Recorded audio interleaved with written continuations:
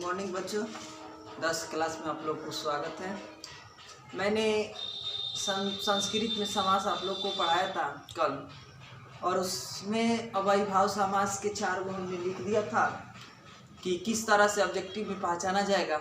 ये 5वां अव्ययी भाव समास में आप लोग इसको फेयर करते चलिएगा, और जब क्लास खुलेगा तो मैं इसको और अच्छे से समझा दूंगा। केवल समझाने की बात रहेगी। अगर समझ में नहीं आया होगा तो, अगर समझ में आ गया तो बेटर।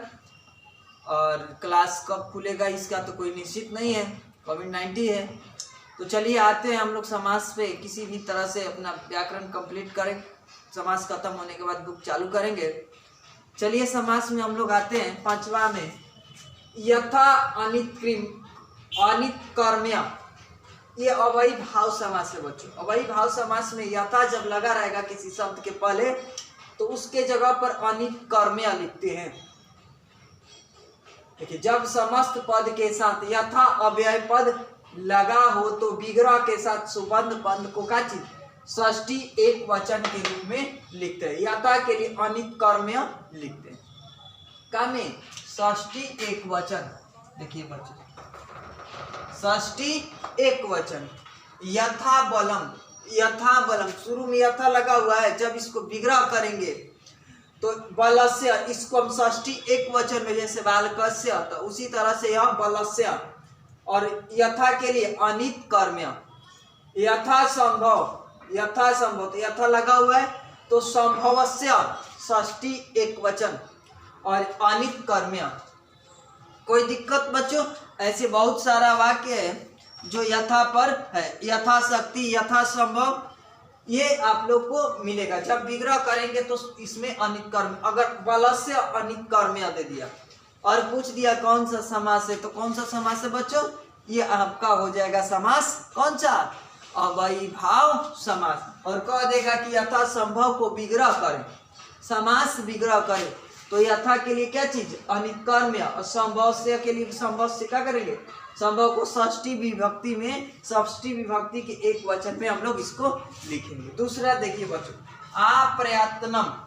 जब आ लगा रहेगा मर्यादा में रहता है। जब मर्यादा के योग में आ अव्यय लगा हो तो विग्रह के समय सुबंध पंथ को क्या चीज? पंचमी एक वचन। देखिए बच्चों, पंचमी एक वचन में रूप लिखते हैं। आ के लिए अप्रयत्नम लिखते हैं। आजीवनम, आप आजीवन जीने वाले हैं, आप आजीवन हैं। आलोक, यहाँ कोई मतलब तुलना किया जा रहा है। देखिए, तो शुरू में आ, तो पहले इसको पंचमी विभक्ति में, जैसे बालकात, तो उसी तरह से जीवनात। और आ के लिए क्या चीज? प्रयत्न। आलोक, तो बालकात होता है तो लोकात, प्रयत्न। अब आइए बच्चों, अब ये अव्ययी भाव समास आपका समाप्त हो गया। अब आते हैं हम बच्चों कहाँ पर? दूसरा समास में। दूसरा ये आपका अव्ययी भाव में समास, अव्ययी भाव समास में था 5 को, जिसको हमने खंड खंड करके बता दिया। अब दूसरा आप लोग के बीच है द्वंद्व समास। जिस समास के दोनों पद प्रधान हो तथा दोनों के बीच और शब्द छिपा हो तो उसे द्वंद्व समास कहते हैं। हिंदी में आप लोग को बहुत अच्छे से पढ़ाएंगे समास। देखिए बच्चों, ये द्वंद्व समास क्या होता है? एक दूसरे के विपरीत होता है। जब भी आएगा तो 2 वर्ड लेकर आएगा। जैसे माता पिता, गंगा,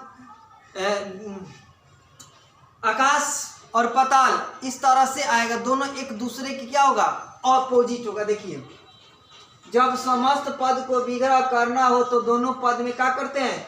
च जोड़ देते हैं और दोनों पद को एक समान लिख देते हैं। माता पितरौ, माता पितरौ, एक पुरुष और एक जेंट्स, तो माता को माता च पिता च विग्रह करते समय। राधा कृष्ण आ गया, एक जेंट्स और एक लेडीज, राधा च कृष्ण च। गौरी शंकर, गौरी च शंकर च। ये एक दूसरे क्या रहेंगे? विपरीत रहेंगे। दोनों जब एक दूसरे से विपरीत रहेंगे तो क्या करेंगे हम लोग? अव्ययी भाव समास, द्वंद्व समास में हम लोग इसका टिक लगाएंगे। अब आ जाइए तीसरा समास में। तीसरा बहुव्रीहि समास। जिस समास के अपना पद, अपना अर्थ प्रधान न होकर कोई दूसरा अर्थ क्या चीज प्रधान हो, अपना रूप छोड़कर किसी दूसरे रूप को क्या कर ले? धारण कर ले, उसे बहुव्रीहि समास कहते हैं। जब समस्त पद को विग्रह करना हो तो अंत में यस यस लिखते हैं। दिखाई नहीं दे रहा होगा बच्चों, एक सेकेंड रुक जाइए।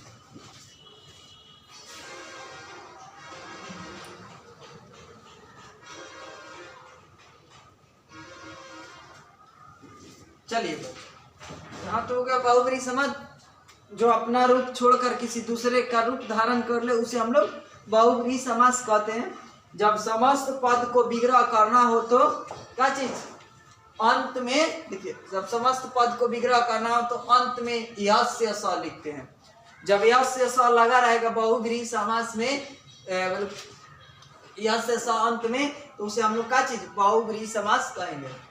तथा पद को द्वितीय विभक्ति में लिखते हैं। जैसे लंबोदर अपना रूप धारण कर छोड़कर किसका रूप धारण करता है, किसको हम लोग कहते हैं, गणेश को। पीताम्बरम, पीतम अम्बरम यस्य स, दोनों को खंड कर दिए। लंबोदर, लंब प्लस उदर प्लस यस्य स, अंत में जब यस्य स लगा रहेगा तो हम लोग क्या कहेंगे, बहुब्रीहि समास है। अब आ जाइए तत्पुरुष समास। ये सबसे मतलब अलग हट रहा है इसमें। तत्पुरुष समास, जिस समास के बाद वाला पद क्या चीज अर्थ प्रधान हो, बाद वाला पद क्या चीज प्रधान हो, उसे तत्पुरुष समास कहते हैं। तत्पुरुष समास क्या चीज कारक पर आधारित होता है। कारक आप लोग को पढ़ाए होंगे। कारक कर्ता ने कर्म को कारण से संप्रदान के लिए अपादान से संबंध काके की अधिकरण में पर हे हरे, ये आप लोग को पढ़ाए हैं। और उसी में जैसे गंगा जल, गंगा के जल, इसमें कारक चिन्ह छुपा हुआ है। अब इसमें 6 विभक्ति होता है। गंगा जल, तो गंगा के जल, तो बहुत सारा देश भक्ति, देश के लिए भक्ति, उस आधार पर जब हम चलेंगे तो हम उसका खंड विग्रह सब कुछ करेंगे। इसके लिए आप लोग को अगले वीडियो में वेट करना पड़ेगा। Thank you. आप लोग बढ़िया से उतारिए और इसको समझते रहिए।